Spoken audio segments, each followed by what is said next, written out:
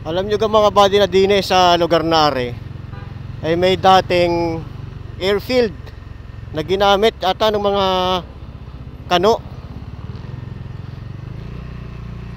Dito ito sa may kampo ng pulis. Sayang hindi natin pwedeng pasukin, ano? Kailangan pa natin magpaalam. Pero yun nga, may nabasa kasi tayo na artikulo at may picture din na merong airfield dati dito or paliparan na ginamit noong panahon ng Amerika. Dito to sa may mismong loob ng kampo dito sa PPO. Ayan, papakita ko sa inyo yung larawan mga buddy. Yan ang sinasabi ko na na airfield, yung mismong kahabaan na yan. Ito naman yung ito naman yung mismong gate ng mga pulis, no, yung kampo mismo. Nandito. Sa unahan lang natin. Ayan.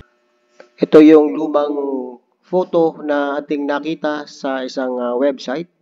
So kung mapapansin nyo, may mga naka-label dito.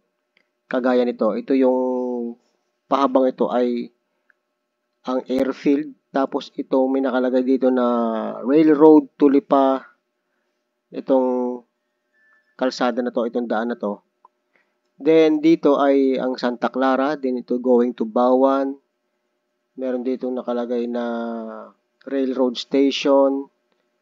And ito yung Kalumpang River. Ito naman yung provincial capital. Itong pa-letter Y na to na kalsada. Going ito sa Balagtas. So ngayon, puntahan natin ang Google Earth at ikumpara natin itong aerial shot na ito sa mismong mapa na bago para makita natin kung saan nga ba banda tatapat itong airfield na ito dito sa lumang mapa na ito. Itong Batangas Police Provincial Office. Yung mismong gitna niyan mga buddy ang ang sinasabi ko na na airfield. So medyo may kahabaan din yan kasi itong area na to, ito sa likod ng SSS building ay sako pa rin to nung kampo. Itong area na to, yan. Sako pa rin siya. At nandito naman tayo ngayon sa Google Earth. So tingnan niyo mabuti yung lumang litrato. Nandito yung Kalumpang River, itong area na to. Tapos yung kalsada na letter Y, nandito rin yung provincial capital ng Batangas dito sa area na to. Ito, yan, provincial capital ng Batangas. Tapos papunta dito ang Balagtas.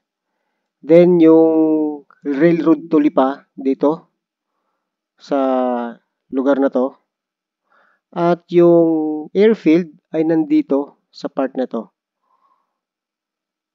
So itong area na to na may open field. Ayan, merong helicopter landing zone. So ito yung kampo ng pulis mga buddy.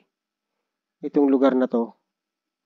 Na kung saan, kung inyong papansinin mula sa itaas, ay isa siyang rectangular in shape, kagaya nung airfield na nandito sa lumang larawan.